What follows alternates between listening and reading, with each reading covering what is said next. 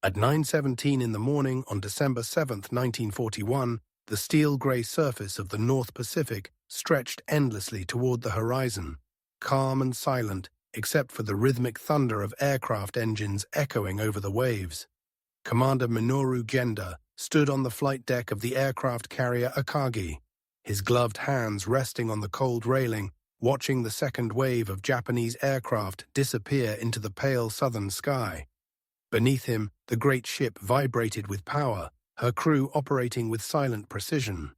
The air was sharp with the scent of fuel and sea spray, and the hum of machinery mixed with the rising heartbeat of war. Genda, 37 years old, possessed the calm focus of a man who had calculated every possible variable. For 11 months, he had lived inside this moment, refining every detail, mapping every route, anticipating every contingency. The attack on Pearl Harbor was not an improvisation. It was a product of obsession.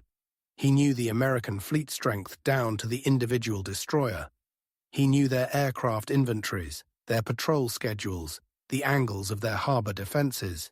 He had studied reconnaissance photographs until he could draw the layout of Pearl Harbor from memory, each dock, each airfield, each oil tank, every vulnerable target. He believed that knowledge was power, that knowing everything about your enemy meant you could control the outcome of battle. But that morning, as his planes vanished over the horizon, there was one number, one silent variable that he and the entire Japanese naval intelligence apparatus had catastrophically wrong. It was a number that would determine the fate of nations before a single shot was fired.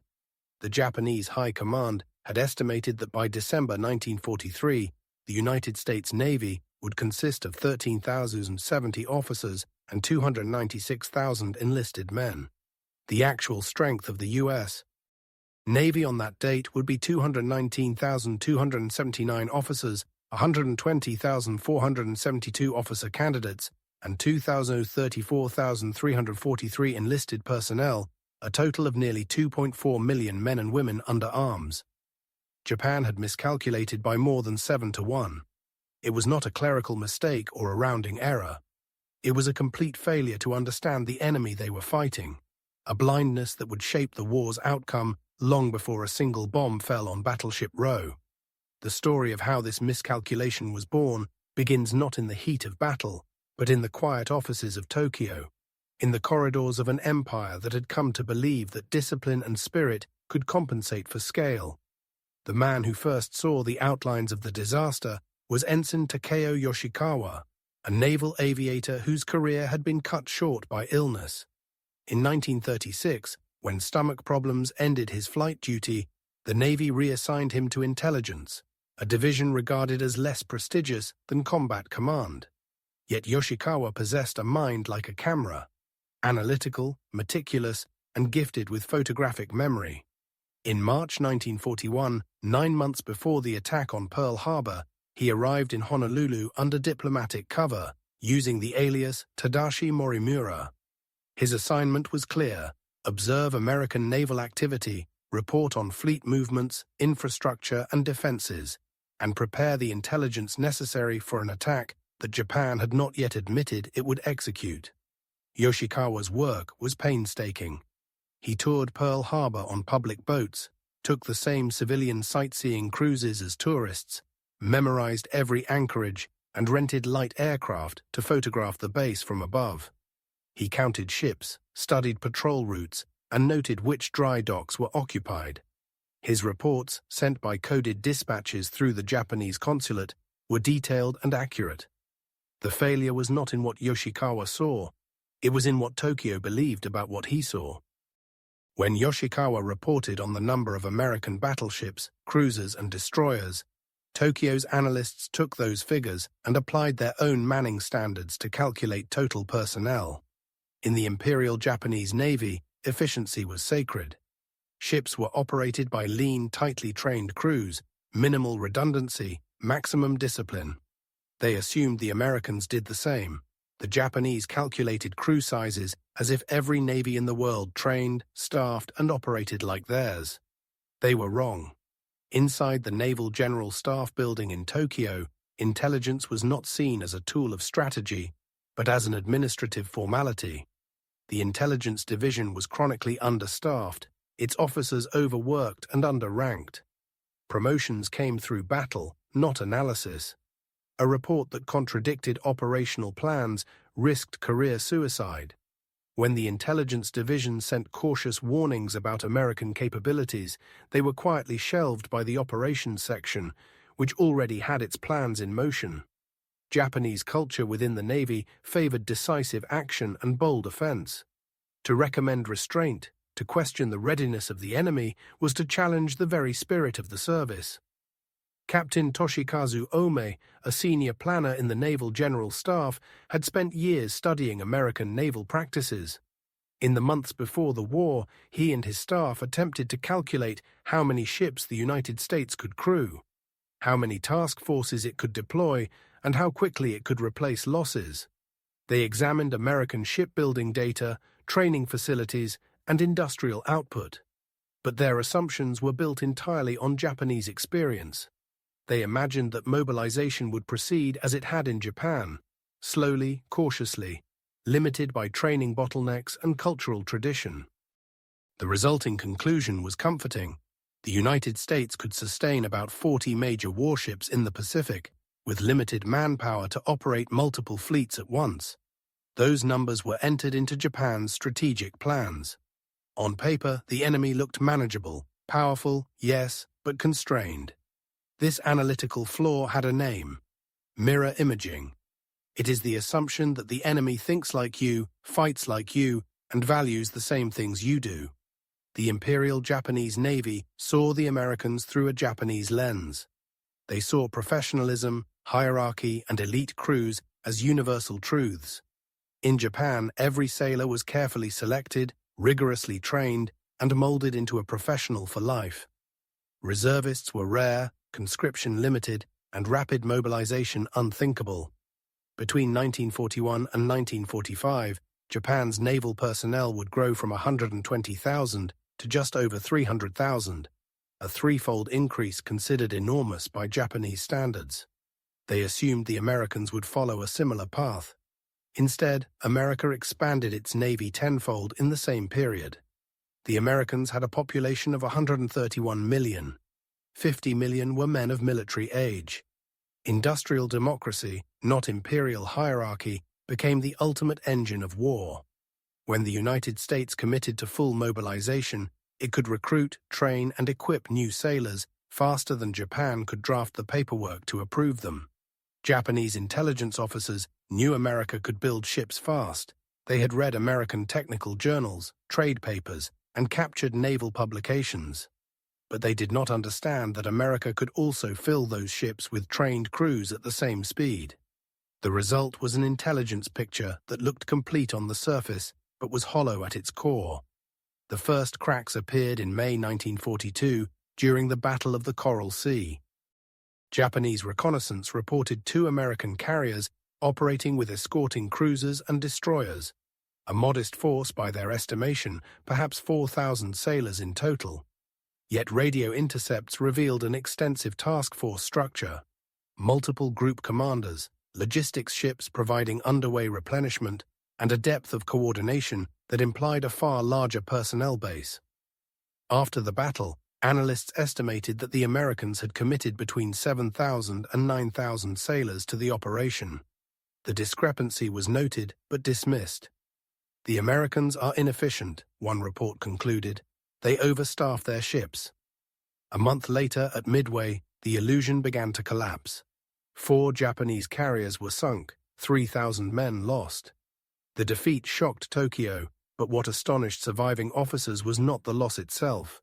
Battles could be won or lost. It was the American ship that refused to die.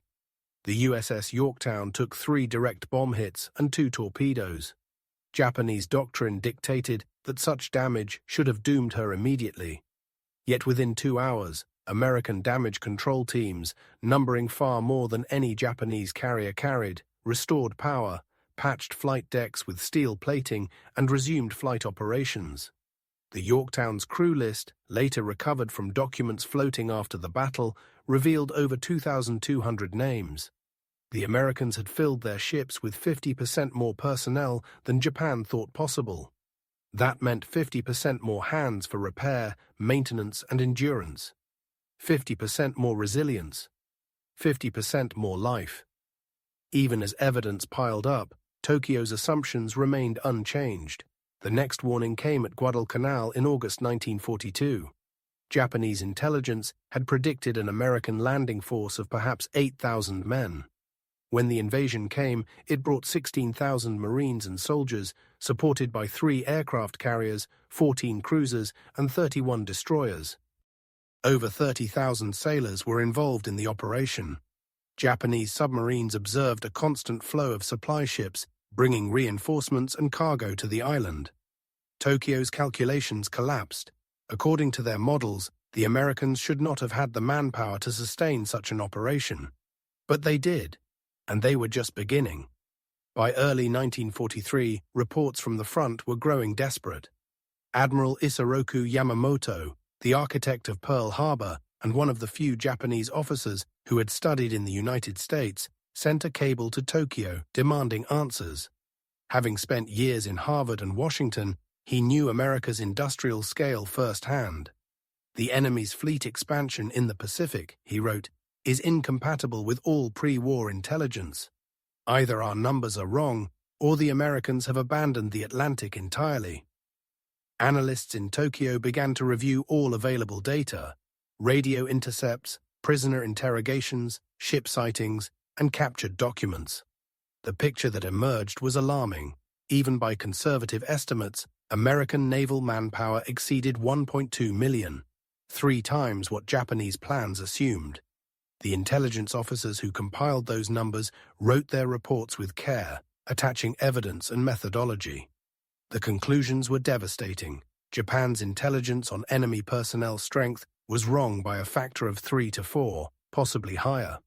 The reports went up the chain of command, were read by senior officers, debated, and quietly set aside. Accepting them meant accepting that the war could not be won. In July 1943, a captured American sailor from a destroyer sunk off Kolombangara provided confirmation. During interrogation, he described his training at Great Lakes Naval Training Center: 20,000 recruits per month, 8 weeks of instruction, 3 other facilities of similar size across the country. Nearly 1 million new sailors trained each year. His interrogators could not believe it. There must be an error in translation, they insisted. But the numbers were correct. The Americans were replacing their entire navy every 2 years. Then, in September 1943, confirmation came from an unexpected ally. A German U-boat commander reported that American destroyer escorts carried nearly twice the crew of equivalent German or Japanese ships. His estimate, 180 to 200 men per vessel. Japanese destroyers of similar size carried 100 to 120. The data was shared through the Axis intelligence exchange. For Tokyo, it was irrefutable. The Americans were not just building ships faster, they were manning them more heavily, with redundancy that made their fleets almost impossible to cripple.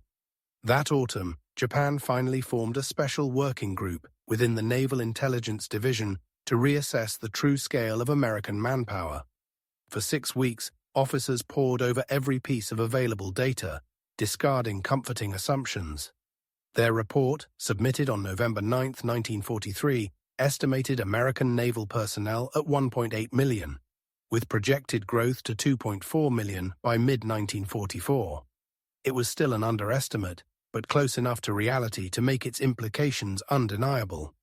The report's conclusion was bleak and final. Japan has entered a war against an enemy whose mobilization potential exceeds ours by an order of magnitude. No tactical or operational innovation can correct this imbalance. The document was classified at the highest level. Fewer than 20 officers were allowed to read it. To release it would have meant acknowledging that the entire foundation of Japan's war strategy was false. Morale would collapse. Political stability would fracture. The emperor might demand answers. So the truth was buried. The war continued. By December 1943, American naval strength reached 2,374,000. Japanese estimates still listed 296,000. The error, 7.8 to 1, had become the ratio by which Japan's empire would die. The year 1943 marked the quiet turning point of the Pacific War. On paper, Japan still held a vast empire stretching from Burma to the Solomons, but beneath the surface, the weight of numbers was already breaking its spine.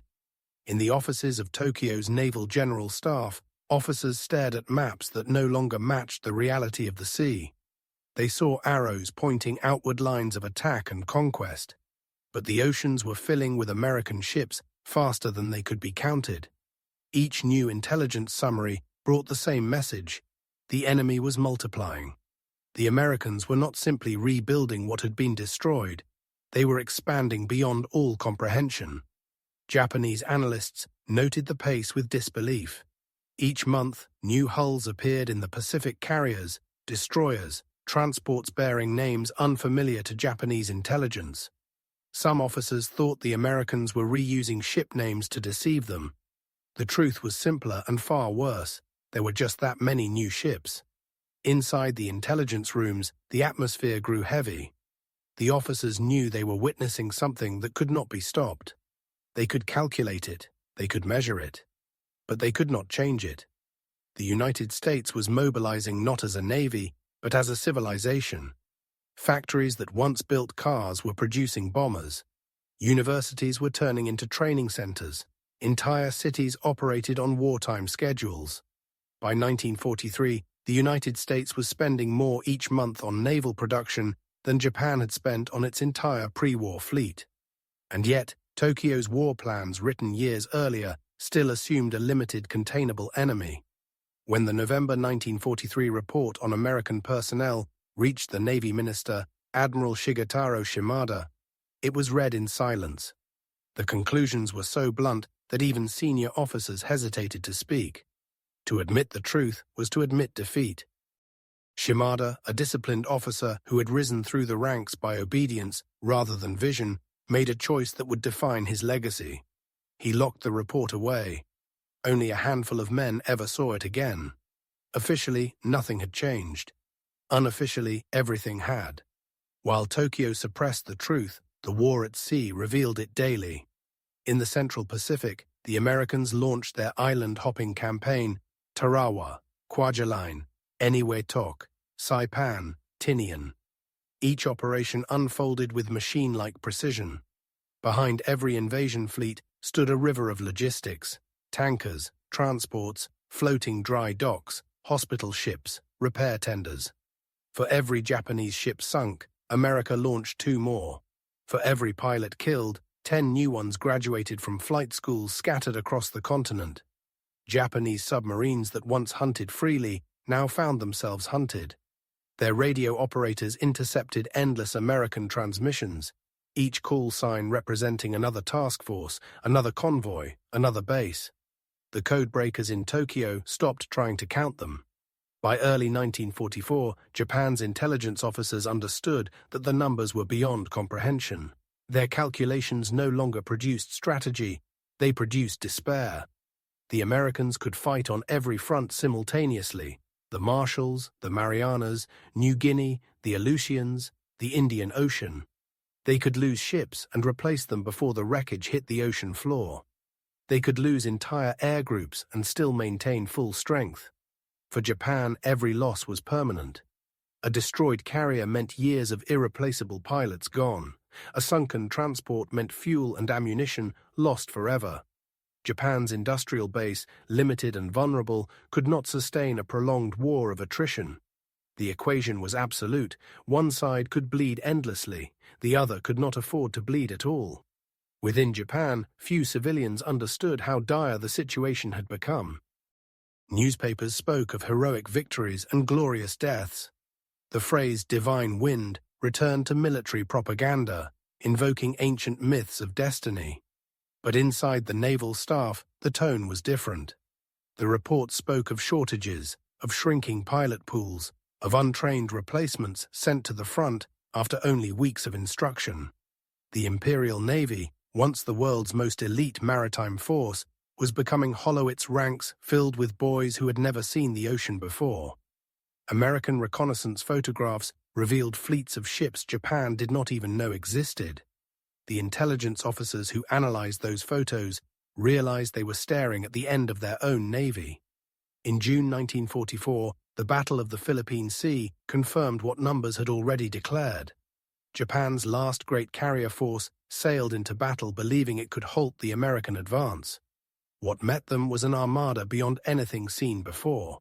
15 carriers, 7 battleships, 21 cruisers, 69 destroyers, and hundreds of aircraft. The Japanese launched wave after wave of planes, and wave after wave disappeared into the sky, never to return. The Americans called it the Great Marianas Turkey Shoot. To Japan, it was the death of its naval air power. Nearly 500 aircraft and 3 carriers were lost in a single day. American losses were minimal. The disparity defied belief. American ships absorbed damage, fought through fires, and kept moving. Japan's ships burned and sank. For the Americans, the battle was a victory. For Japan, it was a sentence. After the battle, the surviving intelligence officers reviewed what had happened. They saw their pre-war assumptions turn to ash. Every projection, every calculation, every comfortingly small number they had once believed was wrong. The Americans had not reached their limit, they were still accelerating. In 1944 alone, the U.S. Navy trained more sailors than Japan had in its entire history. The working group that had once predicted a ceiling of 2.4 million now realized the truth. There was no ceiling. America's manpower potential was effectively infinite for the purposes of war. Admiral Yamamoto, who had once warned that Japan could run wild for 6 months, but no longer, was dead shot down in April 1943 by American fighters who intercepted his flight using decrypted codes. His death symbolized the fate of Japanese strategy itself. Brilliant, daring, doomed by information, the enemy understood better. The empire had gambled on surprise and spirit. Now it faced arithmetic. As 1944 turned to 1945, Tokyo's leadership grew increasingly detached from reality. Reports of American strength were no longer discussed openly. Those who tried to speak the truth were silenced. One intelligence officer later recalled, "It was not permitted to say the war was lost, even when everyone knew it." Within the Navy Ministry, the sealed folders containing the 1943 estimates gathered dust. They had become relics of a truth too dangerous to acknowledge. Yet that truth was visible everywhere in the burning skies over Manila, in the endless columns of American transports moving across the Pacific, in the deafening roar of production lines thousands of miles away. By the time American forces reached the Philippines, Japan was fighting with ghosts. Entire air groups existed only on paper. Ships went to sea without full crews. Fuel shortages crippled operations. The once mighty battleships that had symbolized Japan's naval pride spent most of their time anchored, unable to sail for lack of oil. The intelligence officers still filed their reports, still counted enemy movements, still marked positions on maps, but by then their work had become a kind of ritual. They were measuring the inevitable. When the Americans landed on Iwo Jima in February 1945, Japanese commanders hoped to inflict such heavy casualties that America might negotiate. The defenders fought to the last man, but the Americans did not stop. They buried their dead, replaced their losses, and kept moving forward. In April, Okinawa fell after another storm of fire and blood. By then, Japan's navy was no longer a fighting force. The surviving ships were targets waiting for airstrikes. The suicide missions that followed, the kamikaze attacks, were not strategy. They were despair weaponized. Inside Tokyo's crumbling ministries, the few surviving intelligence officers gathered the last fragments of data. They knew the end was near. They had watched the empire shrink month by month. Their charts showed no mystery, no uncertainty, only the cold mathematics of annihilation. The Americans had reached a scale of mobilization Japan had never imagined possible. More than 3.3 million naval personnel, tens of thousands of aircraft, and hundreds of ships operating simultaneously across the Pacific. Every estimate Japan had made before the war was now meaningless. Every line of assumption had been erased. After the surrender in August 1945, when American officers entered Tokyo and began cataloging captured documents, they found the sealed intelligence files exactly as they had been left. The reports were neatly written, meticulously reasoned, and tragically correct. They showed that Japan's own analysts had discovered the truth in late 1943, that the United States Navy had already grown beyond any conceivable limit. The Americans who read those documents were astonished. They knew, one officer remarked, they knew it all along. The post-war interrogations revealed how deep the blindness had run. Commander Chikataka Nakajima, who had served in the intelligence division throughout the war, explained that the problem was not data, but belief. "We had information," he said, "but no one would believe it. The data was not convenient, so it was ignored." The Americans recorded his words, noting the tone of quiet exhaustion. Nakajima was not defending himself, he was confessing to a kind of national delusion. For historians, the lesson was clear. Japan's defeat had not begun at Pearl Harbor or Midway. It had begun years earlier, in the way its leaders thought about knowledge itself. Intelligence is only useful when an institution allows truth to challenge authority. In Imperial Japan, authority was sacred. Truth was negotiable. The men who had the courage to calculate reality had no power to act on it. The result was catastrophe. The irony is that Japanese intelligence had been, in many ways, technically sophisticated. They intercepted enemy communications, gathered reconnaissance, and maintained agents abroad. But their analytical system was shackled by culture. Reports were written to confirm expectations, not to explore possibilities. The Americans, by contrast, built an intelligence structure that rewarded contradiction. When reports conflicted, they investigated. When numbers looked impossible, they checked them again. The difference between those two philosophies was the difference between defeat and victory. In the end, Japan's war became a case study in how institutions fail. The Imperial Navy had the best pilots, the best optics, the best torpedoes, but all the wrong assumptions. It mistook discipline for adaptability, hierarchy for understanding, courage for capacity. The Americans fought with ordinary men trained by extraordinary systems. They turned mass into precision. They turned democracy into machinery. And that machinery crushed everything in its path.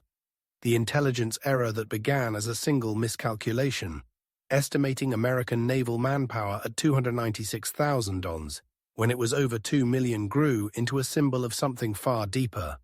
It represented a failure to imagine an enemy beyond one's own reflection.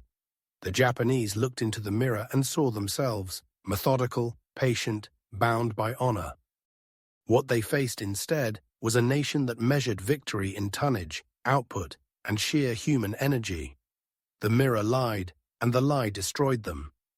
When Japan finally surrendered in August 1945, the empire that had once stretched across half the Pacific collapsed into silence. The sun that had risen over Pearl Harbor now set over ruins. Cities that had once pulsed with military pride were burned to ash, their harbors filled with wrecks. The great ships that once carried Japan's hopes now lay rusting beneath foreign waves. For those who survived, the end felt less like defeat and more like awakening from a long and terrible illusion.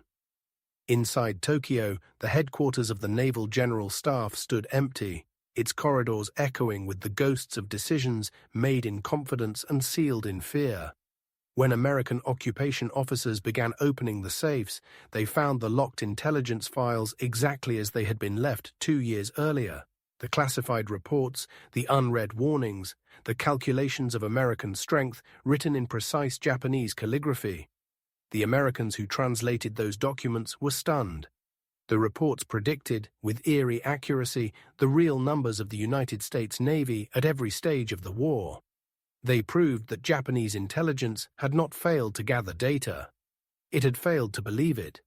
In those first post-war months, as Tokyo lay under occupation, American officers interviewed the surviving members of Japan's intelligence community. They were polite, respectful, methodical. They wanted to understand how an empire of such discipline and technical skill could make an error so vast that it doomed itself before the war had truly begun. The answers came slowly, filtered through shame and reflection. Commander Chikataka Nakajima, who had served as an intelligence officer throughout the war, spoke with quiet precision. "We had information," he said. "We knew the numbers. We knew the scale. But we did not have permission to think those numbers were real." He explained that in the Imperial Navy, authority was sacred. A report that contradicted the expectations of a superior officer was considered insolent. Intelligence was not meant to question plans. It was meant to support them. The Americans listened and took notes. For them, the revelation was profound. Japan had been defeated not only by superior production, but by its own hierarchy. It had built a system that could manufacture torpedoes of unmatched quality, but could not manufacture doubt. In the American military, intelligence was adversarial by design. Analysts were expected to challenge assumptions, to argue, to fight for truth. In Japan, such behavior would have been seen as betrayal. The result was predictable. Where the Americans built a machine that learned from its mistakes, Japan built a structure that reinforced them. As the occupation continued, the Americans began cataloging captured intelligence materials. In dusty storage rooms, they found not only the 1943 report estimating American naval personnel at 1.8 million, but also dozens of earlier documents, each showing the same pattern.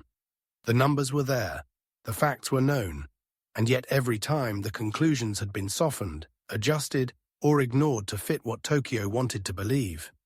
The documents were as tragic as they were technical, filled with the confidence of men who mistook loyalty for accuracy.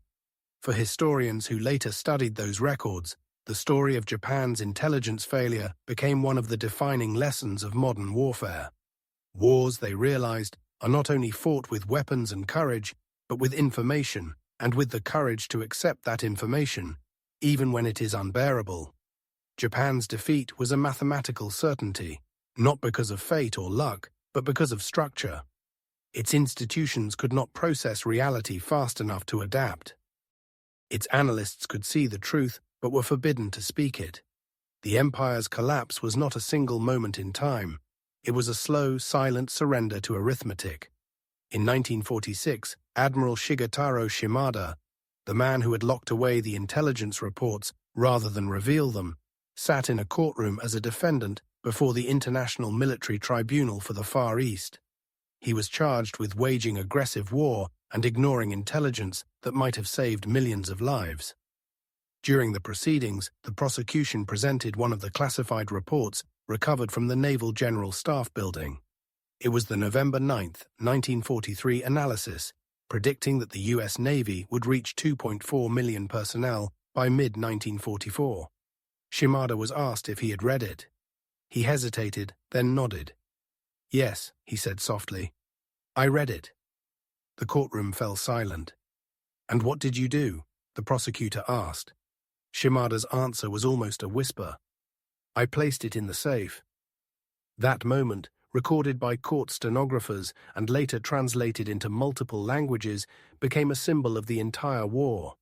The truth placed in a safe, locked away, while a nation marched toward ruin. Shimada would serve years in prison. He would never publicly acknowledge his role in suppressing the intelligence that might have altered Japan's strategy. Yet even in silence, his decision spoke louder than any confession. He had not disbelieved the numbers, he had feared them. The post-war years turned Japan into a nation of reflection. The burned cities were rebuilt, the navy dismantled, the empire dissolved. But the lessons of its defeat remained written in steel and memory. The few surviving intelligence officers dedicated themselves to studying what had gone wrong. They realized that Japan's failure had not been inevitable, it had been constructed. It had been built, piece by piece, out of pride, deference, and the illusion that spirit could defy mathematics. They taught that real strength in war does not come from faith alone, but from the ability to see clearly, to adapt, and to accept truth even when it is unbearable. In the new world that followed, as nations rebuilt and Cold War tensions rose, military academies across the globe studied the case of Imperial Japan's intelligence apparatus. In Washington, London, and Moscow, analysts pored over the captured reports. They saw in Japan's story a universal warning that every nation, no matter how advanced, is vulnerable to the comfort of its own assumptions. The phrase mirror imaging entered the vocabulary of intelligence professionals worldwide. To assume that the enemy thinks like you, they learned, is to invite disaster. By the 1950s, the memory of the war had begun to fade, but its mathematical truth endured. The United States Navy, which Japan had once imagined would number less than 300,000, remained the most powerful naval force in human history. Its fleets circled the globe, its personnel exceeding 3 million at the war's peak. The sheer scale of that mobilization still astonished historians. America had not merely outbuilt Japan, it had outthought it, outtrained it, and outproduced it at every level. For every Japanese sailor lost, America produced 10. For every Japanese plane shot down, America built 20. The result was not merely a victory, it was the industrialization of victory itself.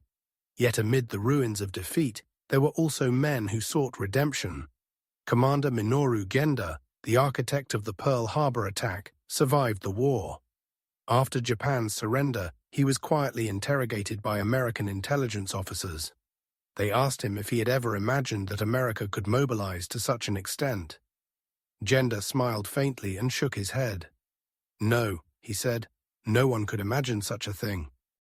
Years later, when Japan was allowed to re-establish its self-defense forces, Genda helped rebuild its new air arm, teaching a generation of officers that the greatest weapon a nation can possess is understanding. His students called him the man who saw the war twice, once in fire, once in reflection. As decades passed, the story of Japan's intelligence failure became less about guilt and more about clarity. It was retold in classrooms, in military colleges, and in the quiet pages of history books. Scholars pointed out that the same principles applied far beyond the Pacific. In politics, in business, in any system where truth is subordinate to authority. The tragedy of Japan was not that it lacked data, but that it lacked freedom of thought. By the late 20th century, historians uncovered even deeper layers of the story. Newly declassified documents revealed that some Japanese intelligence officers, in their private notes, had understood the full scale of America's mobilization as early as mid-1942. They had seen the exponential growth in recruitment and training. They had written it down in careful language. But they had also written a line that explained everything. To report such numbers would cause alarm and is therefore unnecessary. That sentence, found in a single surviving notebook, encapsulated the psychology of an empire unable to face its own reflection. The consequences of that fear reverberated far beyond 1945. In the decades that followed, military theorists studied Japan's failure as a cautionary tale of institutional psychology. They called it the blindness of certainty, the belief that conviction can replace evidence. From the ruins of Tokyo to the lecture halls of Annapolis and Oxford, the lesson was repeated. Never let confidence silence truth. The numbers remain, etched into history like a ledger of inevitability. Japan began the war with 120,000 naval personnel. It ended with 300,000. The United States began with 337,000 and ended with 380,000. Japan built 20 carriers. America built 122. Japan trained 18,000 naval aviators. America trained over 60,000. Every figure was a mirror of imbalance, every ratio a prophecy fulfilled. For every hope Japan had raised, there were 10 American ships waiting beyond the horizon. In the end, the Pacific War was not a contest of will, but of capacity. Japan's admirals believed that courage and training could overcome numerical odds.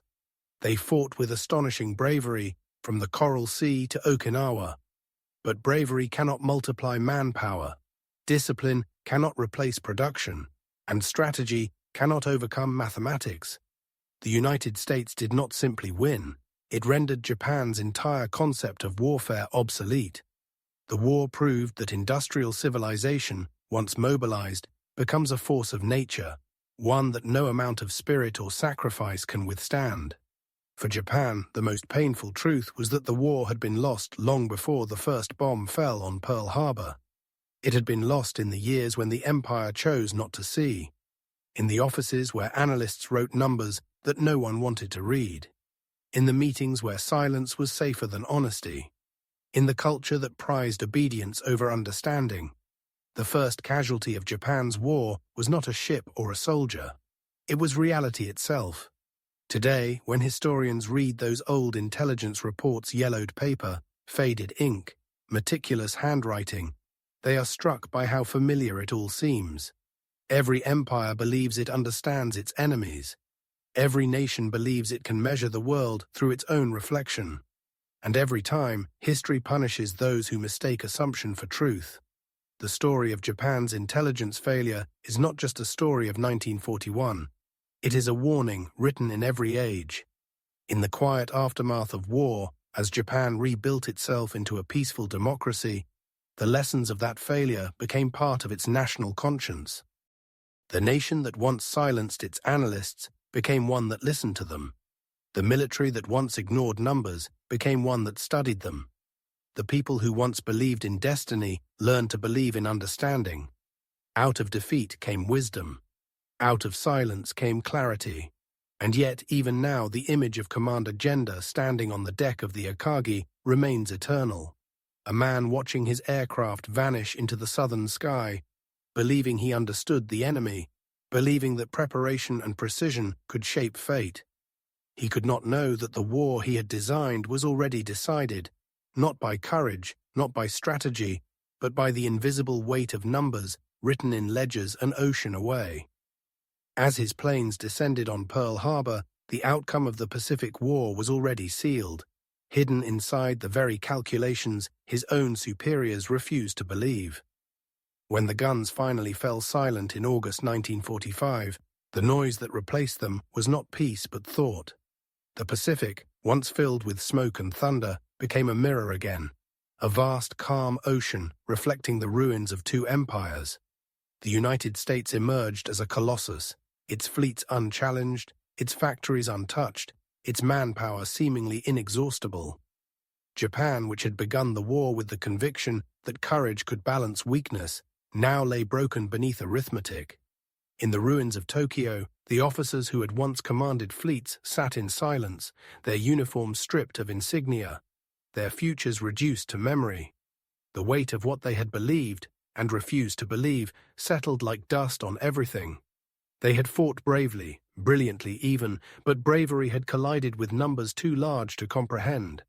In the weeks after surrender, American intelligence officers combed through Japan's ministries. They were looking for documents, but what they found was philosophy. Each folder, each report, each chart carried the same message in a different form. Belief had replaced analysis. They found intelligence reports stamped with official seals that contradicted reality. They found notes written in the margins by analysts who had known the truth but had been too afraid to push it upward. They found detailed charts of American shipbuilding, correctly projecting output, but marked unlikely or propaganda in red ink. They found the November 1943 personnel report filed beneath a label that read speculative. And they found letters, personal, desperate letters, written by intelligence officers to one another, wondering whether the truth mattered if no one would listen. For the Americans, these discoveries were more than evidence. They were a revelation. They understood now that Japan had not been blind because it lacked eyes. It had been blind because it had refused to see. Its defeat had not come from ignorance, but from arrogance, from the certainty that its way of understanding the world was the only valid one. That realization struck American analysts with unease, for they saw in Japan a reflection of something that could happen anywhere. Institutions built on pride are fragile. Armies built on obedience can collapse under truth. Nations built on certainty can die from it. As historians later studied the Pacific War, they saw that Japan's intelligence failure was not merely technical. It was spiritual. It revealed what happens when an entire culture confuses loyalty with accuracy, when asking a question becomes an act of disobedience. In Japan's military ethos, honor had always meant silence. The samurai ideal demanded calm obedience and self-restraint. To challenge a superior was to challenge the hierarchy of the nation itself. In that world, truth was not an independent force. It existed only as long as it served the chain of command. The intelligence division, trapped within that system, could never become what modern war required, a mirror that reflects reality, not the will of superiors. The Americans learned much from those captured documents. They studied them, not to mock Japan, but to understand how victory had been achieved and how it might one day be lost again.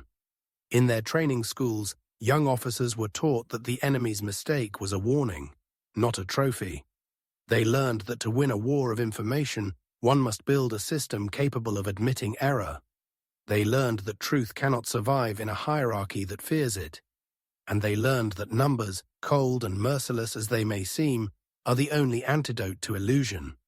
In the following decades, these lessons shaped not only military thought, but the entire architecture of modern intelligence.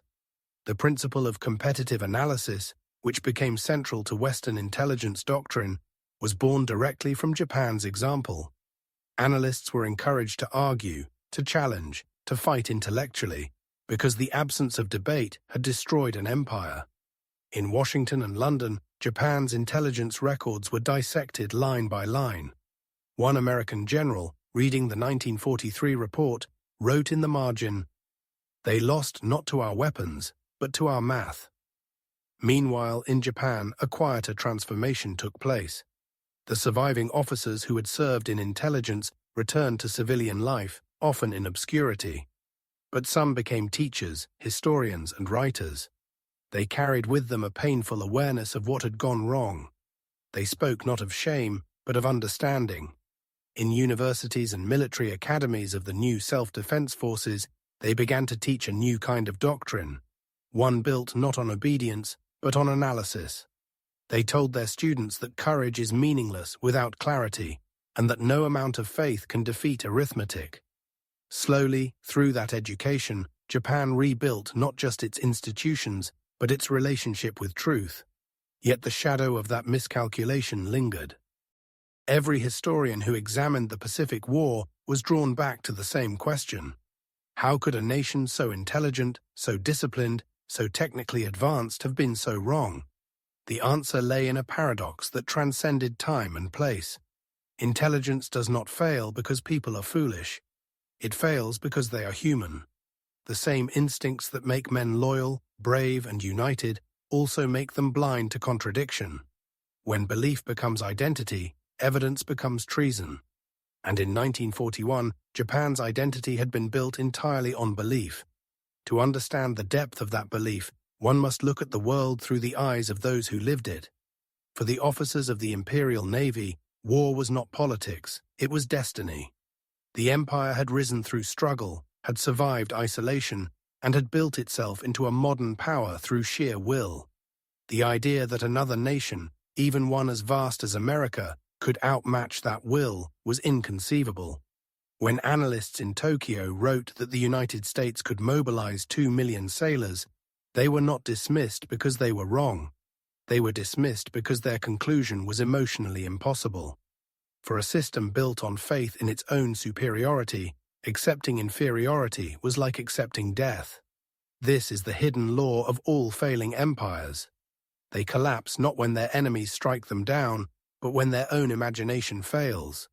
Japan's imagination failed not on the battlefield, but in the conference room, where reality became unbearable. The admirals who planned the war were not fools. They were prisoners of conviction. They had built an image of America as a soft, disorganized nation addicted to comfort and democracy, a nation incapable of suffering. When America proved otherwise, when it turned its freedom into unity and its industry into discipline, Japan's entire worldview disintegrated. By the time the war reached its final year, that disintegration was total. The once proud navy that had sailed to glory at Tsushima and Pearl Harbor was reduced to fragments. Its last ships were fuel-starved hulks, its pilots barely trained boys. Its intelligence service, once certain of its vision, now produced reports that no one read.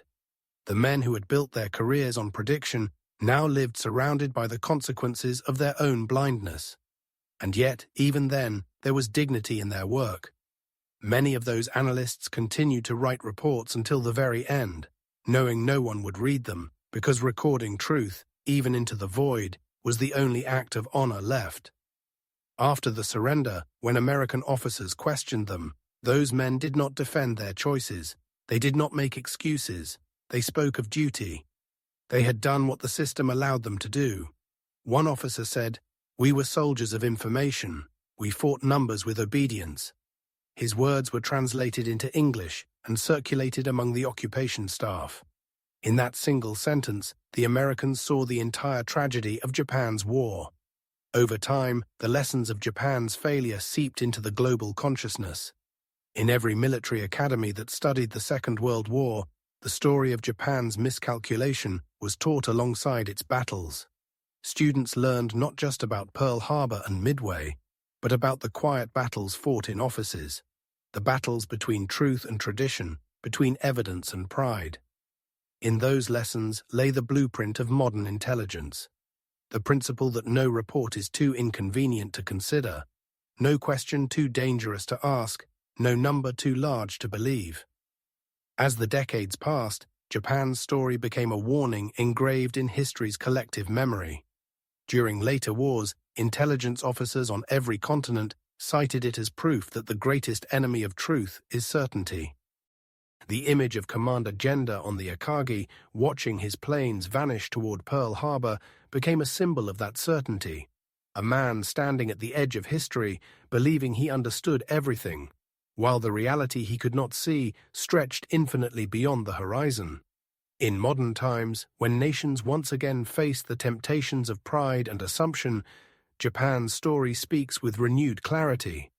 The data of the 21st century may come from satellites instead of spies, from computers instead of cameras, but the human mind remains the same. The danger of mirror imaging, of believing the enemy thinks like you, endures. The failure to question authority, the fear of being wrong, the comfort of confirmation, these are timeless poisons. Every generation must fight them anew.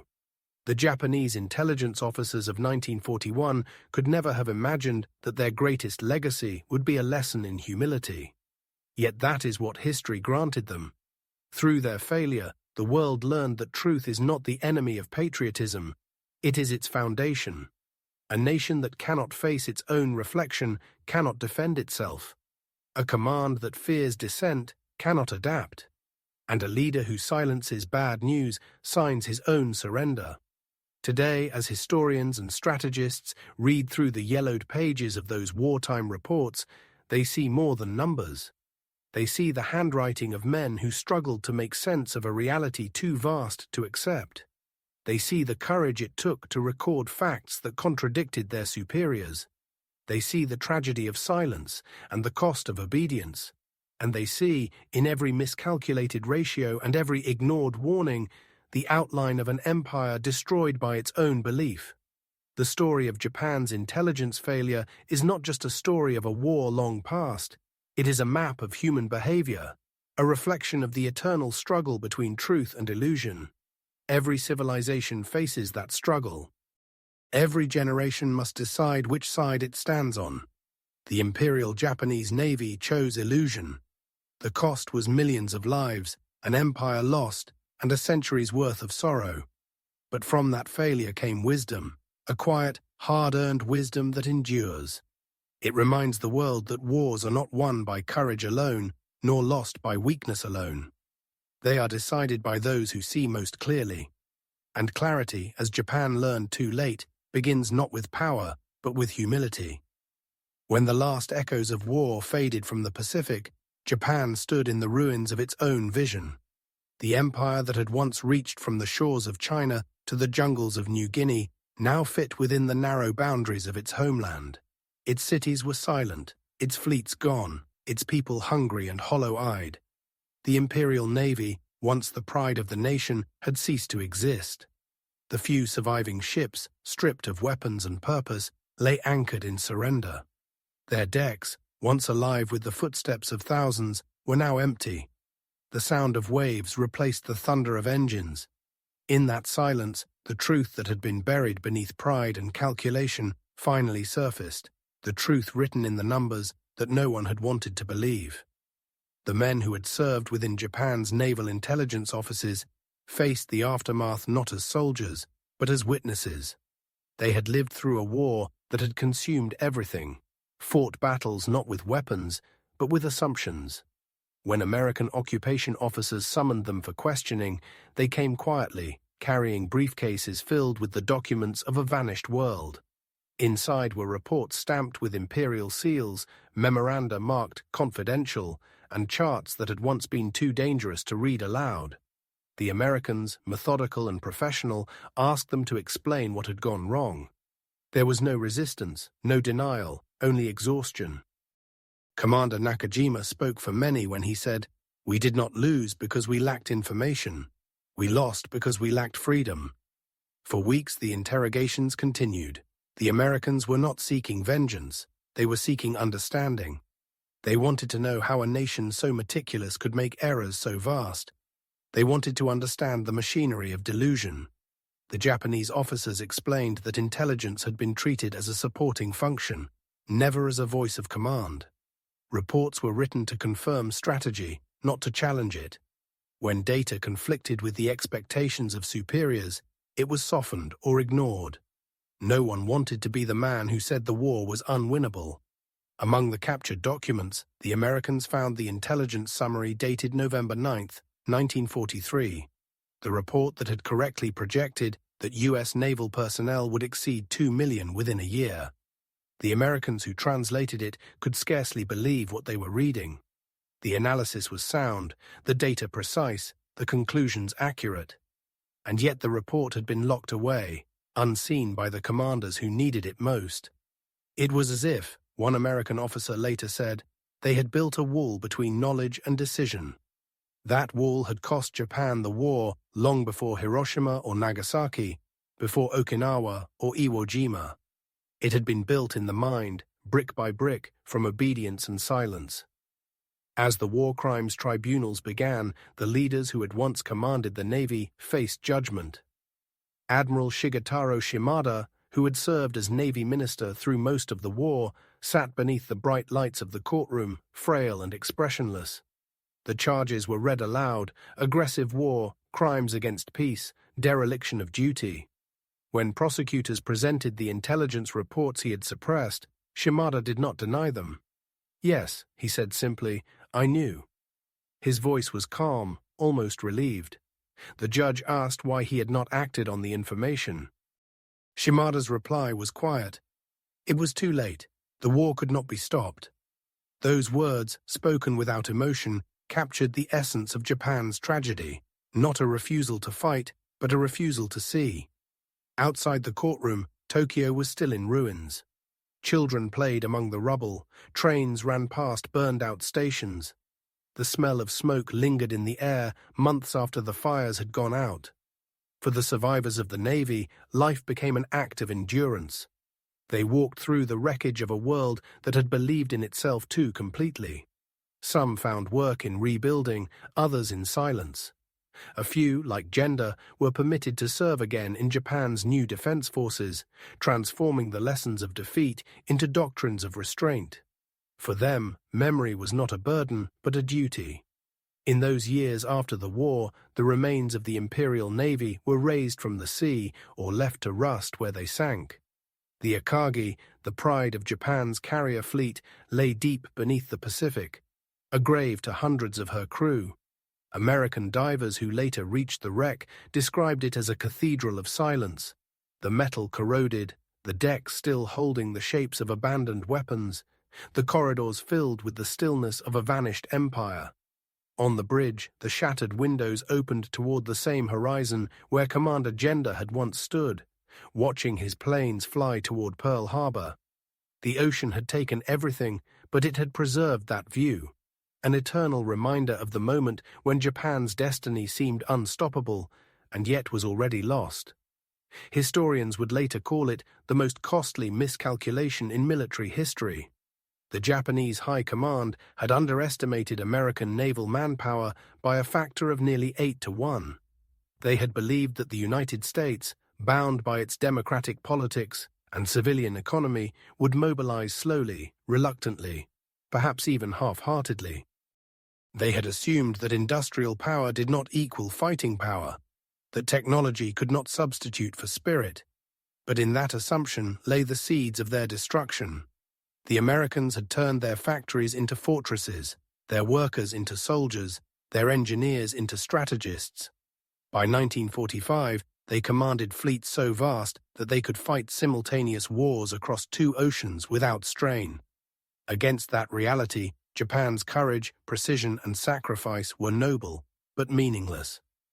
As the archives were opened and historians began to study the documents, a pattern emerged that was as simple as it was tragic. Every piece of evidence that could have warned Japan was available. The intelligence existed, the numbers were correct, the signals were clear. But each was filtered through a culture that prized belief over truth. Even when the evidence became undeniable, it was wrapped in language designed to comfort, not to alarm.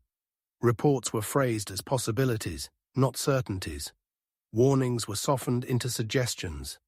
By the time the truth reached those in power, it was no longer recognizable.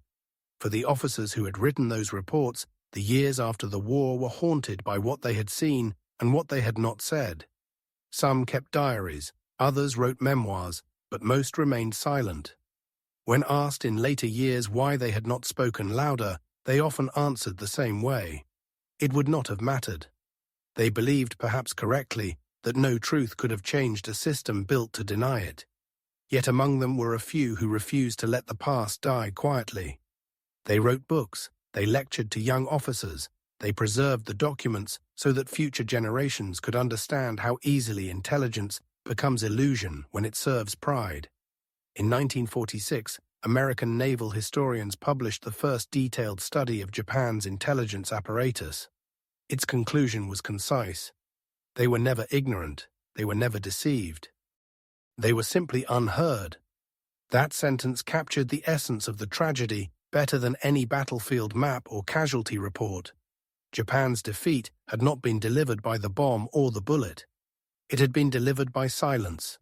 Years later, when Japan rebuilt its navy under the new constitution, the old veterans were invited to offer advice. Many refused, choosing instead to live quietly in the countryside. But those who did return to service carried with them the ghosts of their former comrades and the memory of numbers that no one had wanted to see. They built a navy not for conquest, but for defense, not for glory, but for vigilance. They taught their successors that the greatest strength of a fleet lies not in its guns or its ships, but in its ability to see the world as it is, not as it wishes to be. By the end of the decade, as Japan entered its long peace, the story of its wartime intelligence began to fade from public memory. But among scholars, it remained a subject of endless reflection.